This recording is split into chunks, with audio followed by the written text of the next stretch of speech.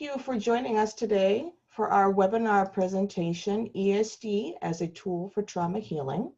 With us today is the founder and director of Prevention Action Change in Portland, Maine, and participant of the ESD Global Incubator in 2017, Clara Porter. I will now turn this over to Clara. All right, thanks, Beth. Hi, everybody. Happy spring. So we thought we'd go do a presentation piece for about 20-25 minutes. But if you have questions as I'm going through things, then please feel free to put them in the chat and I'll look at them as we go. And want to start out with some information about what the research says about the efficacy of empowerment self-defense generally, so we're all on the same page with that information. And one of the articles that you got via email is a recent article by our colleague Jocelyn Hollander, who really did a fabulous assessing and compiling of all the research. So that's a really good article to have and to share as well. So looking at what we know now and some of the best studies that have been done, one of the best studies is really out of Lee Pava's work in Kenya, started in Kenya with No Means No Worldwide. And they did a scientific study working with Stanford, and in a place in the world where there is a 1 in 3 risk for young women, a 1 in 3 risk of sexual violence every year. That's not lifetime, that's every year. They showed that having I believe it was 12-hour empowerment self-defense program had a 1/3 reduction in sexual assault, and also that a huge increase of 50% reporting of using empowerment self-defense skills, so verbal skills, physical skills, all the way through after they had gone through the program. They've also done a tremendous amount of work with young men. So that's a really seminal study for us. And then looking forward at, and this is not forwarding for some reason, we'll go over here. Looking at Charlene Sen's work in Canada with first-year college women, and that was also a very large group of women, more than 800, and it was had a comparison study, and that showed a 50% reduction in attempted and completed sexual assault in the first year, and actually she's replicated many of those findings for the second year as well. So incredibly strong. And we know that a good portion of the women who went through both of these programs would also have been survivors of previous assault. So it's not only preventing that first assault, but also preventing repeat. And we know that people who have experienced sexual assault are at much, much higher risk of experiencing it again. So this is super powerful stuff. Then looking at empowerment self-defense impacts more generally, thinking about what we see, and we'll see these pieces through lots of different research. It's showing that increased self-confidence, that I perceive that I have greater control in my life. And you can see the connections here with healing as well. Assertiveness, the feeling of physical competence, which is huge. Our work does not restrict women's behavior, but rather lends freedom. And that's certainly one of the misconceptions or stereotypes about any self-defense work, is that it's restrictive of women's behavior. And some certainly is in the messages that it gives. Don't do this, don't go these places, that's kind of thing. Never. We don't even use the word never. That it also reduces and may reduce self-blame. There's not the strong evidence there, but it's certainly anecdotally, we see that a lot. And that people are much more likely to disclose. I know for myself that one of the best bits of feedback I ever got at the end of a class was a woman sharing in the closing circle that she no longer blamed herself for what had happened to her. So, you know, that's huge. That's huge for sure. So then thinking about what we know then about mindfulness and yoga, there's a lot more research about these practices than there is yet about empowerment self-defense as a tool for healing. But what we know from yoga are these are the things that make the biggest difference for people who are survivors. So interoceptive awareness is basically your awareness of your body's signals and what your body's signals are telling you about what you're feeling. The patterned movement, the intentional movement, martial arts techniques. So when you move in a pattern, you do, let's say, repeated strikes, or you're responding in a combination of strikes, something like that. It actually helps to rewire parts of the brain for our responses to certain situations. And that is incredibly healing, because trauma also creates pathways in the brain. And we get in the habit, our bodies, our brains get in the habit of responding in those ways. So through these physical exercises, we can help to repattern. And obviously the breathing, meditation, mindfulness has a big impact on those aspects as well.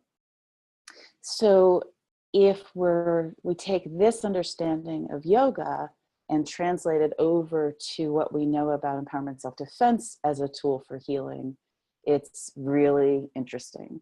So these are the things that we're doing that sometimes we're doing them very consciously, and sometimes they're just a byproduct of our work, and a very powerful one. And we work to create that environment that is really safer, where people can make choices in an ongoing way. You know, how do I participate? Do I want to participate by watching, by cheering someone else on? Do I want to do the whole exercise? Do I want to do part of it? Do I want to do it with touch or not? You know, all of those choices are incredibly powerful for people who haven't had choices. And then thinking about all that boundary setting we do as part of those choices, and as part of our verbal skills and scenarios and those kind of things, to be able to set a boundary and have it be respected is, you know, not only huge for people who are survivors of sexual violence, it's really transformative for a lot of people. There's a lot of people in our world, as we know, who haven't really had the experience of having their boundaries respected on a regular basis. So we can be really transformative in that way. The amount that we work with adrenaline, and we help people to ground and center and gain tools for that, is really helping folks to become more comfortable and able to regulate their nervous systems. You know, when they charge with a particular activity, they get a surge of adrenaline, and we're able to help them to bring that back down and regulate their nervous systems. Those are tools that are incredibly important for healing as well. I'd also say that they're really important for people all along the life spectrum, for people who are more likely to use aggression in their responses to things. This centering, this ability to manage adrenaline so that you can make different choices is incredibly important, as well as folks who may find themselves much more likely to retreat or even freeze in situations, regardless of their trauma history. All of these tools are super important. That connects into that body awareness. What's happening in my body? What's my body telling me? And then finally, that social support piece. You know, all of our classes are super, super interactive. And for survivors in particular, a lot of times people feel alone. They don't feel like anybody understands what they've been through. They feel like what's happened to them not only was caused by them, but is unique in some way. And I think our classes can really show that not only do we all have common experiences along a scale, but that also that support and connection can help us to grow and feel stronger, and feel that, you know, sisterhood or community feel of I'm not alone in this. And it wasn't about me as much as it's part of a much bigger problem of violence against women and violence against LGBTQ folks, and lots of folks who are vulnerable and targeted for a lot of different reasons. So weaving, there's a number of elements that when I think about our work, and particularly the work that we're doing here in our 10-week Healing Through Empowerment class, there are a number of threads that we work through. And so one would be building awareness, which is certainly an element of all of our empowerment self-defense classes. The healing aspects of not only showing where are the resources, but also how do I feel about myself and what I've been through, and how do I come to understand where the blame lies, which is certainly firmly with the perpetrator. Those verbal skills, physical skills, of course. And then what I mean by psychoeducation is really helping people to normalize their stress responses. So giving them more information about what happens in our bodies when we experience stress or trauma. And not only the fight, flight, freeze, which we'll talk about in a minute, but what happens in my nervous system, what happens in my charge, discharge, what's going on? And as much as possible, having that be baseline normal, so that, again, I'm much less likely to blame myself. So in looking at the threads, I wanted to start out by looking at the verbal tools that we use. And I'm sure a lot of us use these pieces, and what I wanted to do is talk about them and talk about their role in helping people to heal. So yes circles is something that we take from Impact. And the short description of that, if people don't use them, is you go around a circle, people will say their name and often answer a question. So my name is Clara. One thing that makes women strong may be the question. One thing that makes women strong is our empathy. And everyone responds in the circle with a clap and a yes. And what that does as a tool for healing is that it helps to get all of these positive affirmations into the room, certainly. But what it also does is it helps me to, again, manage adrenaline. As it's going around the circle and I see my turn coming, my adrenaline will start to increase, right? That I'll see different women taking a breath, or different participants in the class taking a breath, saying what's true for them, being affirmed by the other group. And so that helps me to manage that adrenaline that I'm feeling as my turn is coming. And then I say my piece, everyone affirms me, and it goes on to the next person. So it's one of those opportunities to experience charge in your system and then discharge. It's a very quick up and down, and you've had success in managing your nervous system. So it plays, I think, as a small exercise, it plays a big role. Similar call and response exercises that helps not only to put words into the environment and help people to say the things, to practice saying the things they might say to set a boundary, but it also allows for that. I don't have to put myself out there directly. I'm actually responding. So it might be very, very difficult for me to say no, or say, leave me alone, or I don't want you to do that, or whatever, directly to someone. But having that buffer of responding to the instructor or responding to the voice of another participant allows me, again, to have a small charge by setting a boundary, and then to bring that back down.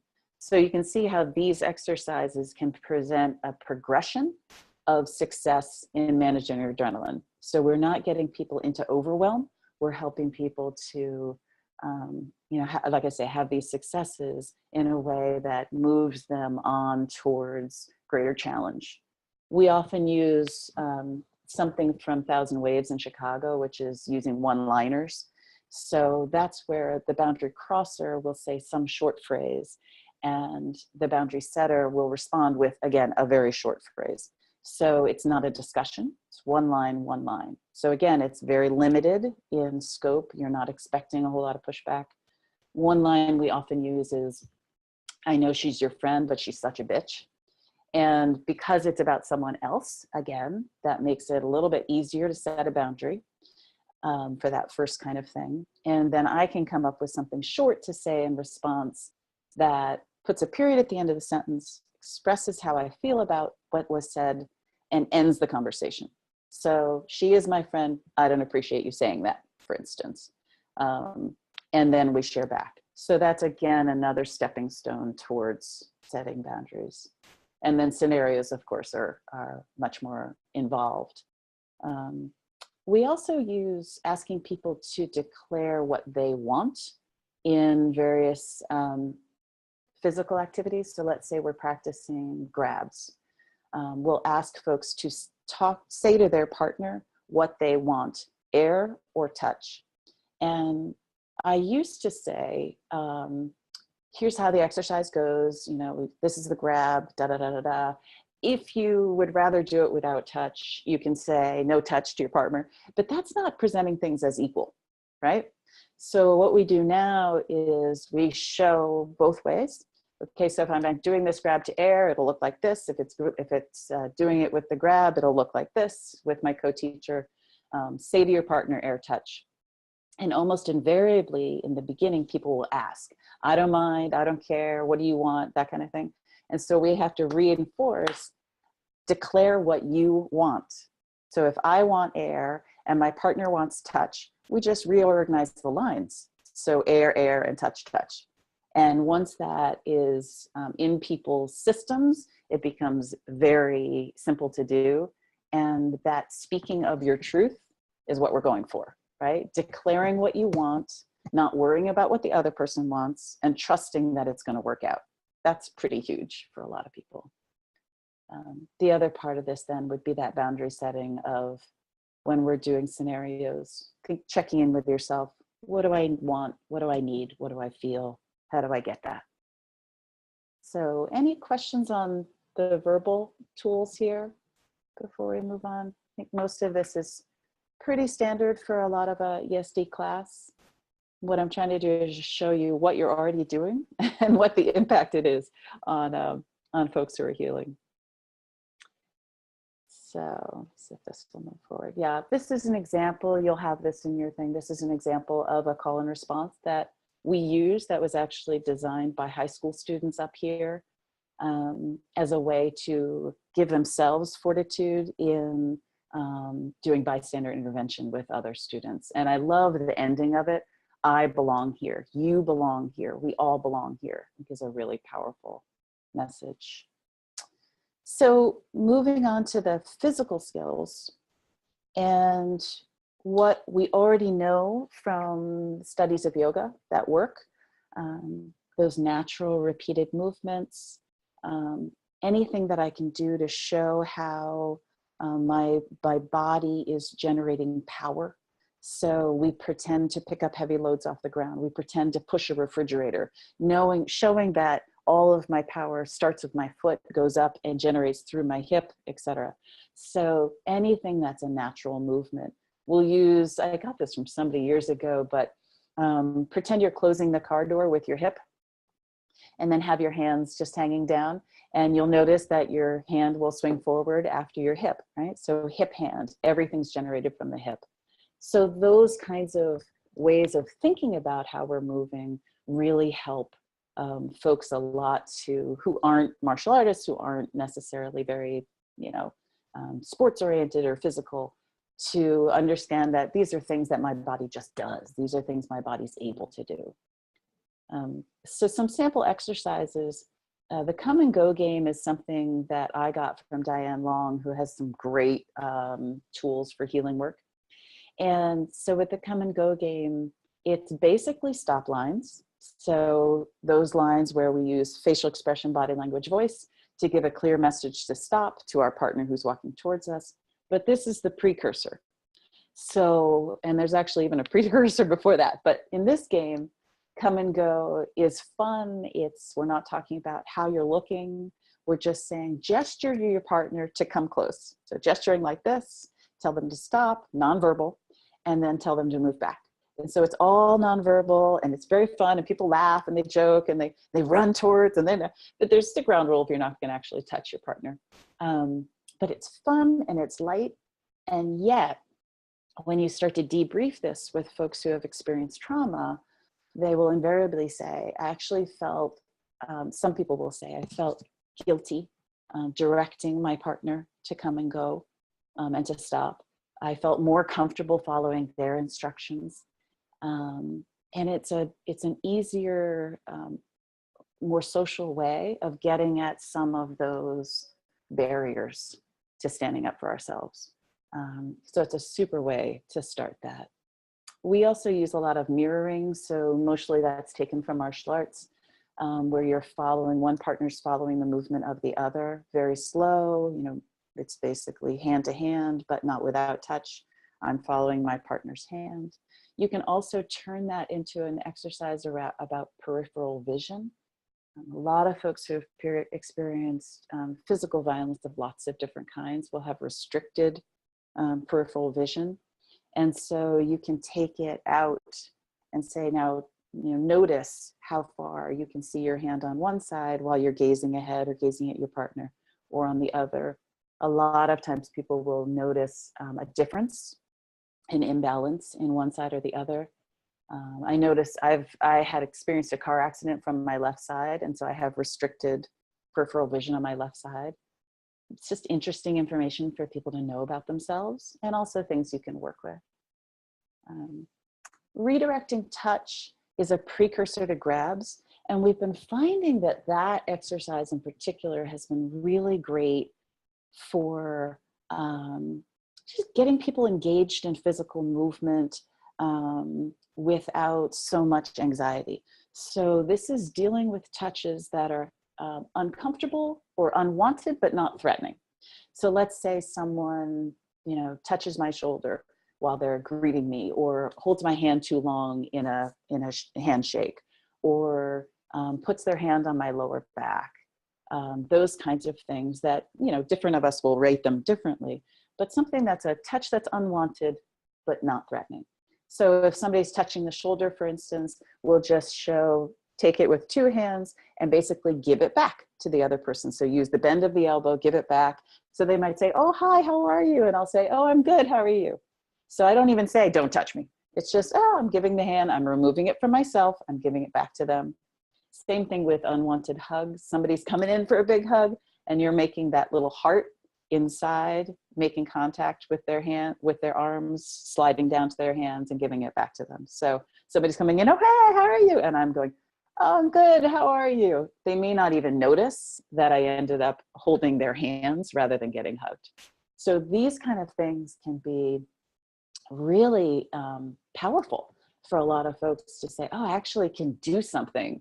And it doesn't have to be an escalated thing. And it doesn't have to be, I don't have to make a big, you know, take a big stand against someone. I can flow in these uncomfortable situations that might be family, or it might be at a business meeting, or what have you.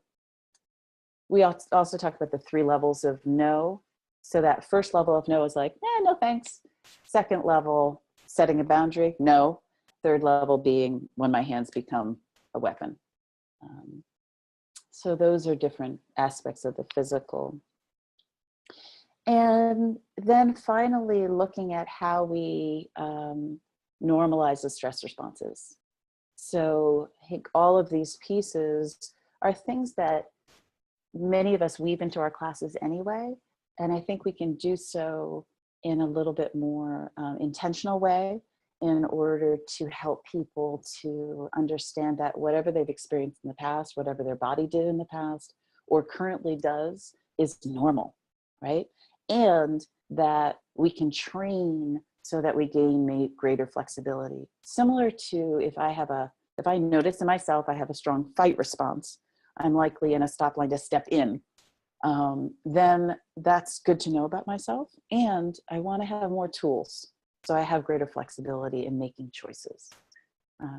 Sharing grounding techniques is great. We'll often ask people to share techniques of how do you ground center when you're agitated, how do you de-stress, and we'll type those up and give them back to people in a class.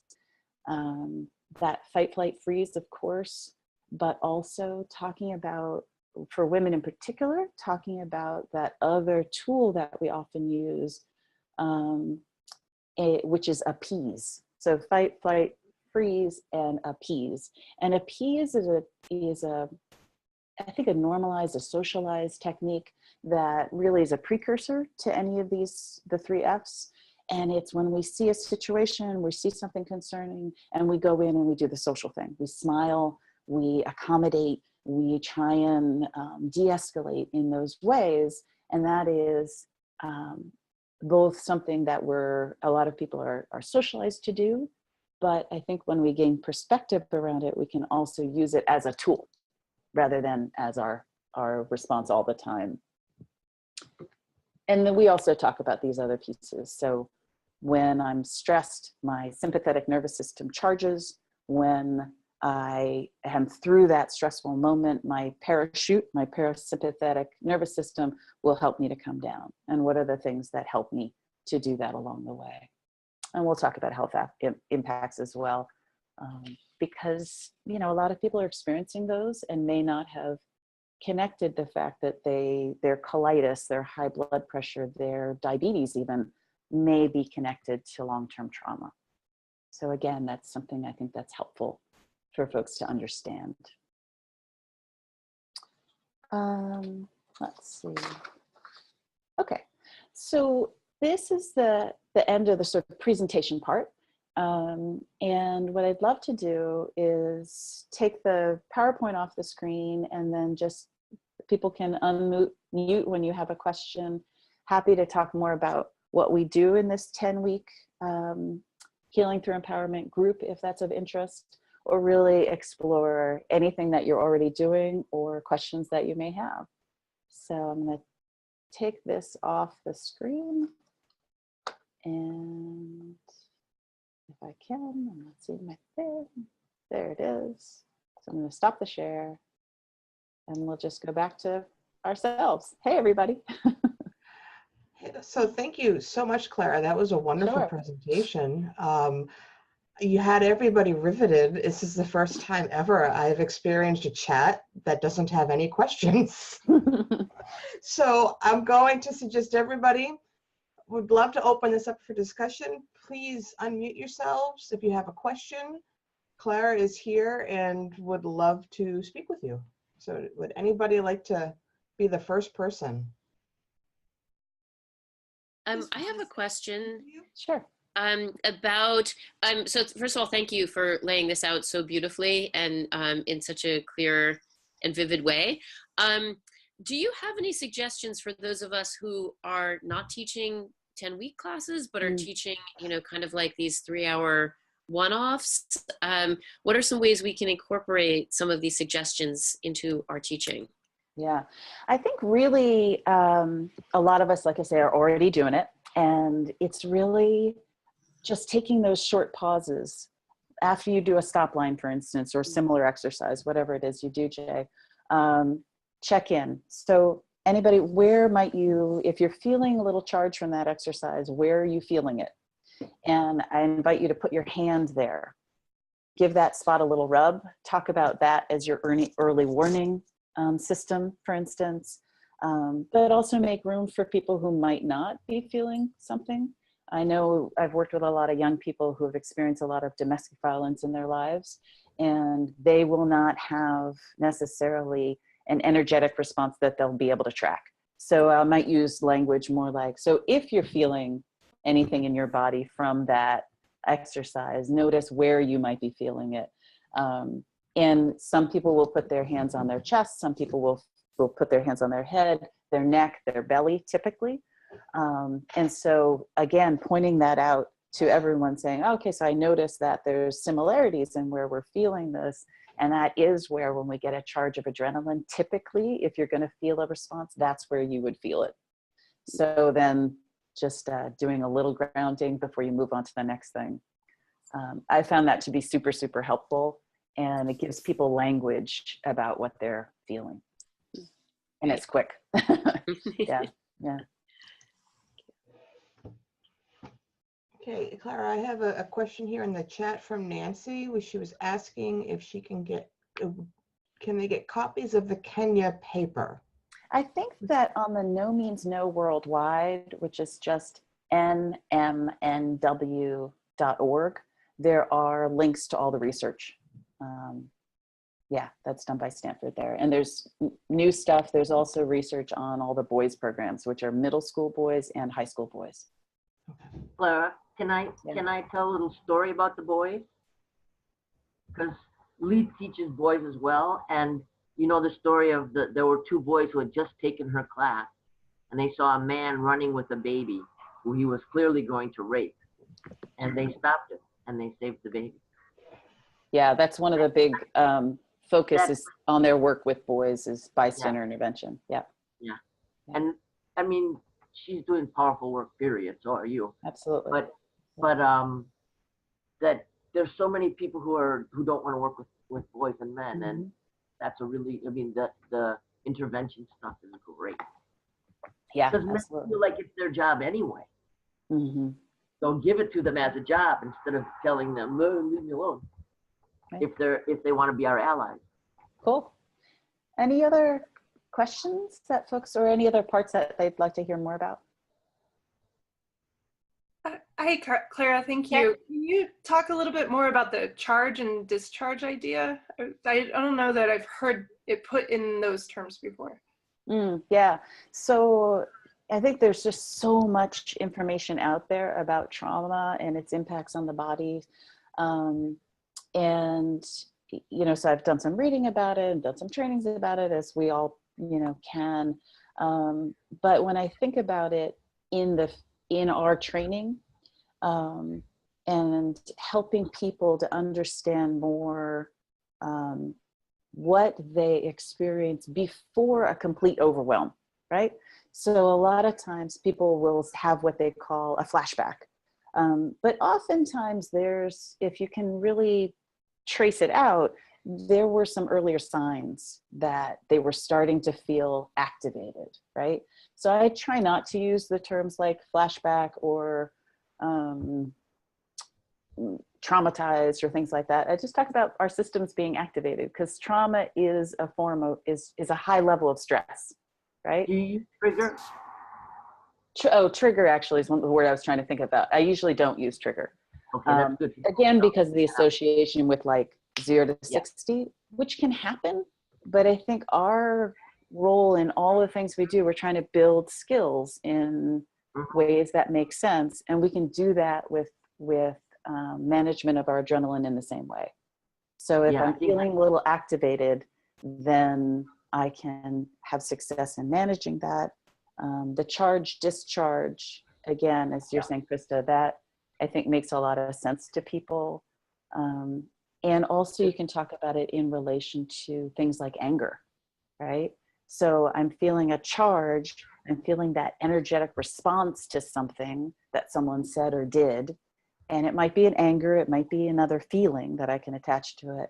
But either way, it's energy that I can use to do what I need to do in that moment, whether it's get away, fight, negotiate, whatever it is.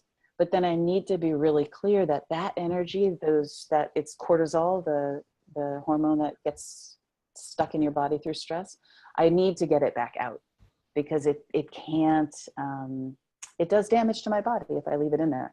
So all the different ways, we tend to shake it out after short exercises. So Jay, you know, I do that a lot, and I partly do it because that's what I need. But I also figure like, okay, if I need to discharge, then I'm assuming everybody else does too. So we shake it out after pretty much everything we do.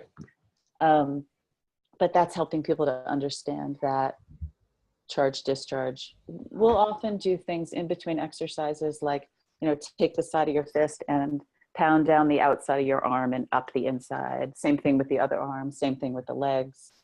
Gently on your belly, gently on your chest, gently on your face, as a way to reconnect with the body, so that people are less likely to disconnect with themselves and, you know, out of the class, really. So we're trying to keep people present, right? So that they can learn and stay in the material that we're working. So, go ahead. Yeah, Mona. How much do you explain why you're having them do these things, the discharging exercises? I usually use a lot of just shorthand, particularly in we do 3-hour classes as well. And I'll say, you know, you may have noticed that when I asked where people feel it when they're stressed, it was all upper body. So we tend to disconnect from our big muscles when we get stressed. So this is helping us to bring it back down. When we pretend to pick up something heavy off the floor, we're using those big muscles, and people invariably feel more grounded afterwards. So it's just shorthand like that.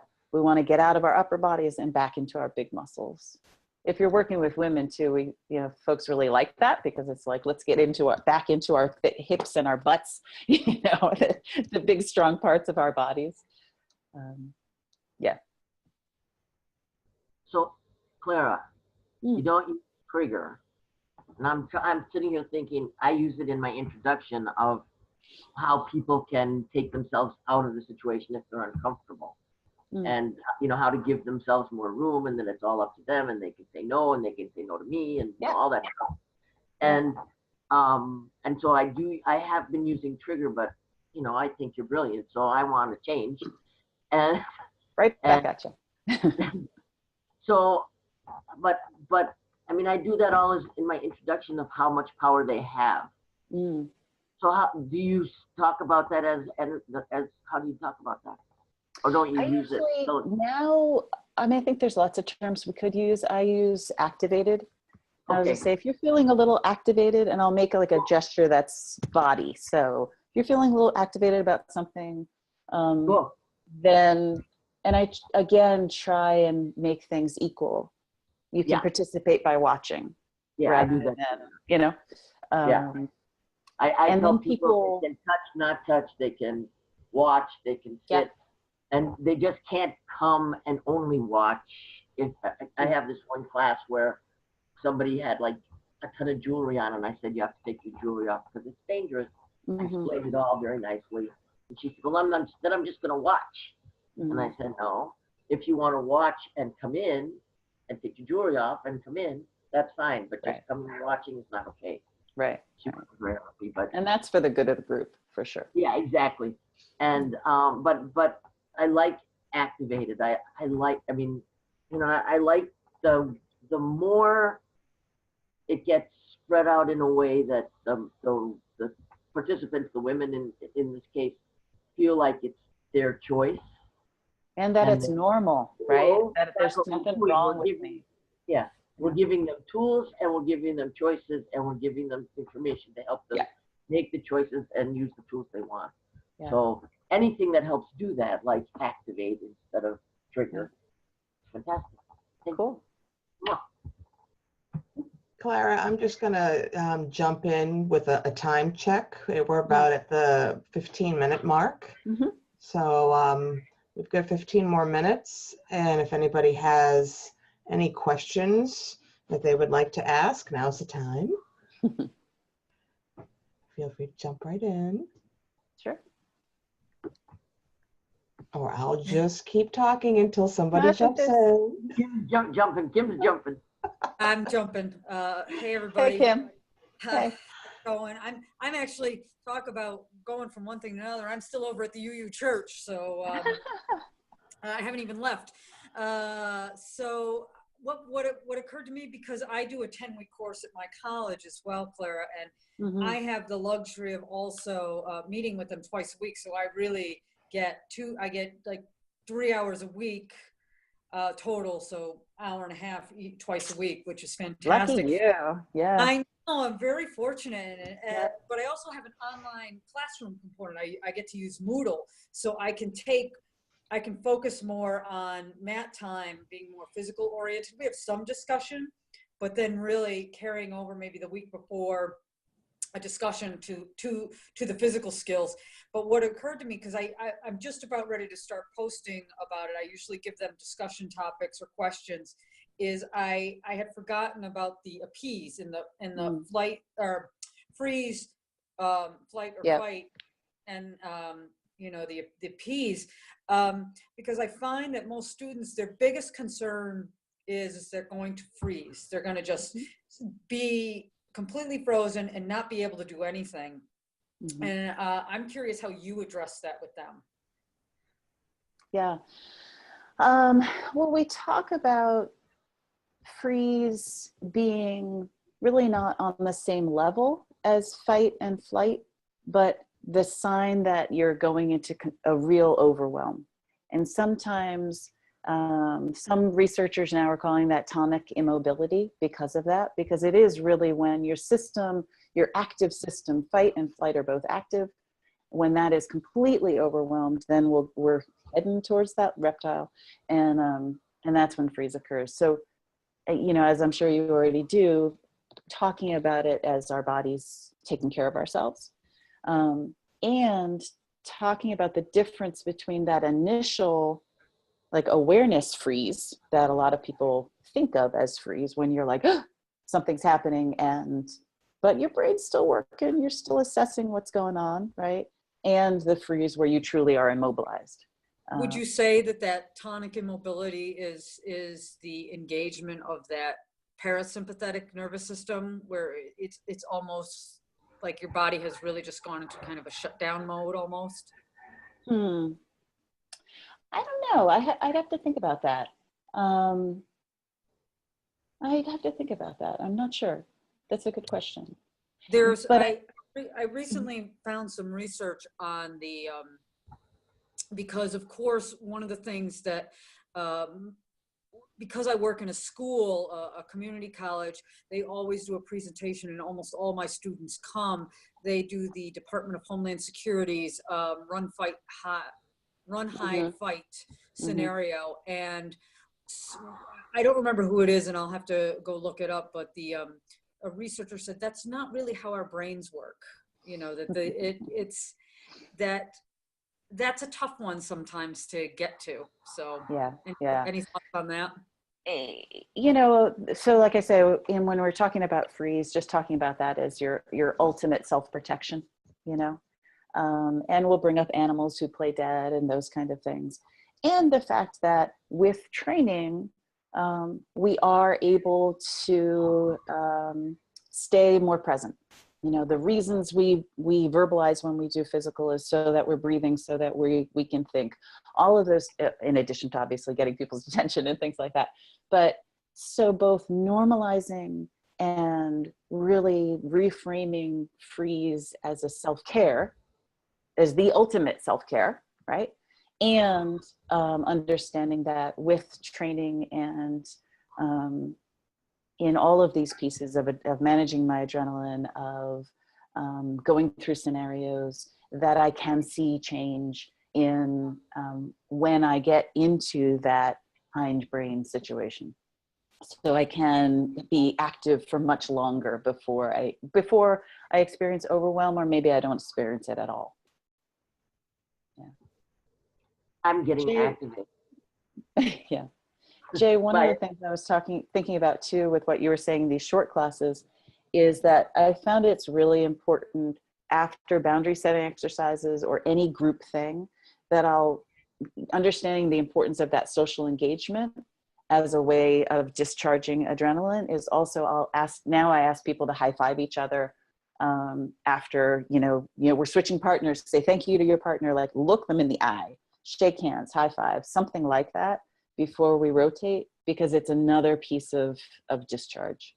It's another piece that helps with that management. Yeah.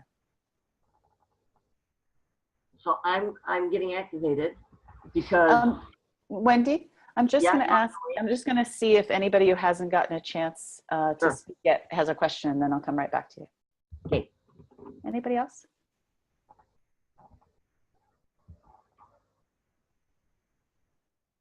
Not so much a question, but a comment.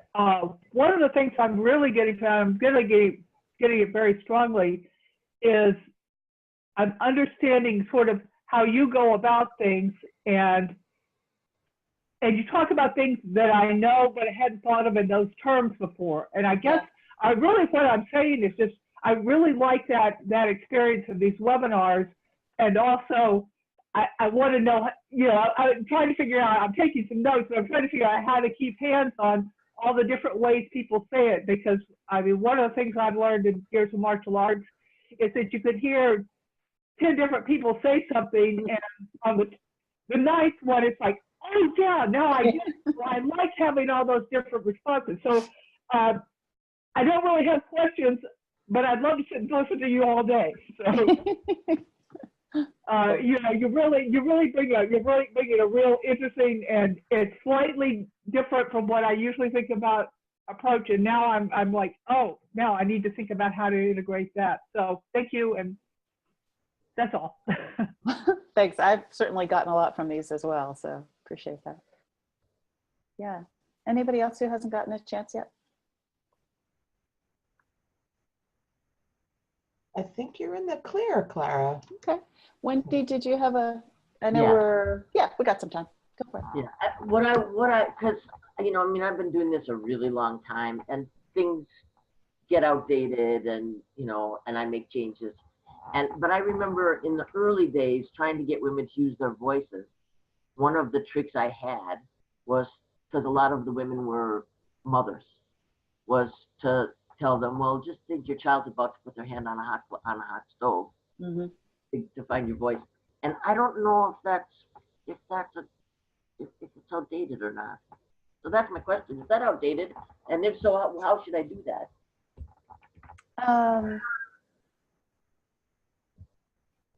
Let's see. I mean, it depends on your group, right? Yeah, of course. I've sometimes used things like, you see someone about to step in the street. Similar, you know, there's a sense of urgency there. You know, let's bring it up to the volume that we need to have in order to get somebody's attention who's about to do something dangerous. So maybe that shift. I do that too, like you're about there, about in the street and there's a bus coming. Sure. You know, like that. Sure. But it's usually like one person rather than the whole group. You know, right. Just, you know, they're like, no. And trying to, in a positive way, stimulate them to be able to find their voice without making them feel bad. One thing I've noticed too is that oftentimes when somebody isn't able to use their voice in a loud way, that if I ask them to relax their jaw, that helps. Because again, with stress, trauma, it's all this rigidity that comes in this area, and there's some psychological connections obviously as well with either using your voice and having it not been respected or all of those other pieces. So, but I noticed this the other day with a woman in our Healing Through Empowerment group who just, you know, couldn't get that louder voice even when striking a bag really strong. And when I said, you know, try and loosen your jaw, it came out. Yeah. So. I sometimes tell them, just pretend it's somebody you know who you would actually do this to and give them a stare. And that, just, you know, use your eyes first and, you know, give them that stare. And then sometimes that loosens them up enough to be able to use their voice. And sometimes it doesn't. Sure. But, yeah. I mean, I'd be interested in, you know, are there other ways that you all are incorporating these kind of themes into your work? Things that we haven't talked about yet, or things that resonated with you that said, oh yeah, I guess I'm doing that in that way or this way. Because I know there's a lot of teaching experience in this virtual room. So. Does anybody have anything that they'd like to share? We have 5 minutes left. I actually have more of a question than something that I do, which is often when we, you know, talk about trauma-informed training, we do talk about people getting activated. And I'm wondering when you're the only instructor in the room and you don't have an assistant, you know, how to deal with those moments where somebody gets very activated and can't continue. Just as it's really just a pretty practical question. What I'll generally do is set that up ahead of time, as I'm sure you do as well. So through the community agreement or ground rules or whatever you do, saying as part of self-care, you know, if you feel activated, if something is challenging for you and you feel like you need to step out or sit out for a moment, then, you know, I will check in with you to make sure you're okay, see if you need anything, but I will trust that you're doing what you need to do for yourself. If you need to leave the space entirely, I ask that you check in with me and let me know. that's a safety thing, right? But so if someone's sitting on the side, even if they're crying or something, I'll just set other people up and go over and check in with them and say, is there anything you need? Can I bring you a glass of water or anything? Are you feeling, you're okay? Are you doing what you need to do, basically? And oftentimes the answer is yes. I'll say, okay. And then I'll go back to what we're doing. And it obviously there's the rubberneck thing of like, everybody's looking and everybody's concerned as is good, you know, that we want people to be concerned. And my line for that is, they're doing what they need to do right now. And most of the time people, you know, will come back, or maybe they'll come back in stages, you know, they'll come closer and then they'll come back. But I'm not as practiced in that anymore, because I don't teach alone very often. But even with another instructor, I think we pretty much handle it the same way. I do one more thing, because I teach alone a lot too. And that is, in my setting up the class, I tell people, if you need space, whatever, if you need me, please come and get me. If you want to talk with your partner, please talk with your partner. And if you came with somebody else and you need their support, go and ask them to support you, so that they, and if you just need to sit down or whatever, that's okay too. But yeah, you know. Yeah, I have done the piece, I've taken out the piece of if you need to talk with your partner. And the reason is because that's putting a lot on the partner, who either, you know, maybe feeling an obligation to talk to this person. But that in of itself can be really challenging energetically. So I just try and keep as many people in the class as possible and put it on the person, because that's also part of their own, you know, feeling like, I know you can handle this. You've been handling all this time before you ever got to this class, so you have tools. Well, in the way I do it, I make sure it's not putting the pressure on the partner. I'm just saying what I do. In a way that's different than that. But I mean, I'm very careful not to make the partner feel like it's their responsibility, or, you know, it's more of a, they have something that just happened between them, and the person who wants to talk to that person in a way that's not accusing, or, you know, I mean, we set that up ahead of time. Nobody's at fault. Everybody's helping each other. Are there other things that folks do in those moments when someone gets kind of overwhelmed or stepping out or whatever that works for you? Hey, it's Kim. I got something for you. Yeah. So I might go back to something that we learned earlier on that they're familiar with to review.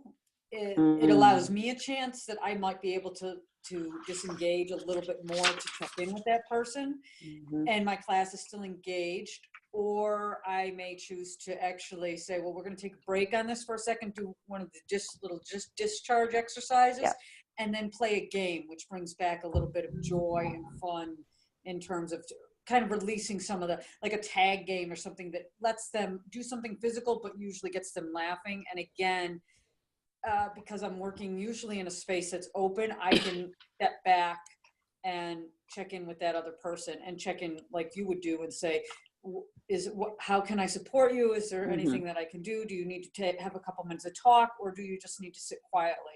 And again, I do that agreement with my students to say, please don't just disappear. Don't leave without checking into with me so that I know that you're okay. Because it's really hard when all of a sudden, you know, someone's had a hard time and you can't find them afterwards. That's super important, Kim, and you know, great pieces, absolutely. And I think too, when you're able to catch it early, like you're seeing, you know, we're surveying the class all the time, right? So if you're seeing this starting to happen, then doing a general, let's take a moment, or when somebody starts telling a story about something that's happened to them, you know, when you're able to find that opening to shift it, be like, that's heavy, let's all take a deep breath, let's all do a grounding exercise, you know. So hopefully you're transitioning everyone and keeping everyone together. But yeah, those are great tools. Absolutely. Yeah. Okay, Clara, we are officially at the hour mark. Cool. So I'm just going to open it up. If there's a last minute question, now's the time, or we'll conclude. Well, I'll also say that if you are interested in more information about that, the 10-week Healing Through Empowerment class, then I'm happy to share that with you. You know, we get paid by insurance for that. So, you know, if that's a specific interest or you're thinking about doing a model like that, then both myself and Corrine Langer-Massini from Philly, we're doing parallel pilots of that kind of program. So we're happy to share what we've learned in some of the data that we're getting from that as well. So happy to just share that by email if you want. Okay, thank you, Clara. We appreciate that. So thank you, everybody. Yeah, thank you for taking the time to present for us today. This was an excellent discussion and presentation. Before I end the recording and conclude the webinar, I just want everyone to know that our next webinar presentation is going to be on May 12th. Jay O'Shea will be giving a presentation for us that day. You know that's Mother's Day, right? I do, and that is the only Sunday that I can be available to run this. So, yeah, that works. What's the topic, Jay? So I'm going to be looking at something to do with play and with games, incorporating games into self-defense training. And I actually want to build on some of the stuff you talked about in terms of incorporating life experience. I'm kind of looking at it from the other side of like there's trauma, but then there's also successful self-defense, which you know, everyone in the world has actually defended themselves successfully, whether they know it or not. Many times. So I'm going to try to link those two topics somehow. Awesome. I haven't quite figured out how, but hopefully I will before May 12th. Well, I'll make time in my Mother's Day for that, I know. Well, as a reminder too to everybody, if you can't make the actual presentation date, we do have the recordings available for after. Cool. I almost never miss, but Jay, I'm afraid I'm going to be at my mom's in Chicago without a computer, and we will be celebrating Mother's Day with my mother right around the time that the webinar happens. So we'll get the tape. Yeah, I totally get it. But I want to know it's not because I don't want to be there, it's because I can't be there, because I would love to. Thank you. And one more little point. Thank you so much. Yeah, thank you. Yeah, thank you, Clara. And one more point of detail that webinar is going to be the last webinar for the season, and we'll resume presentations in September. What? And then you should talk to Krista here, who's new to our group, but does amazing work in Colorado with Impact and has just been teaching me a lot about training around active shooter stuff. Oh, excellent. We would love to hear more information about that. So, okay. Yeah.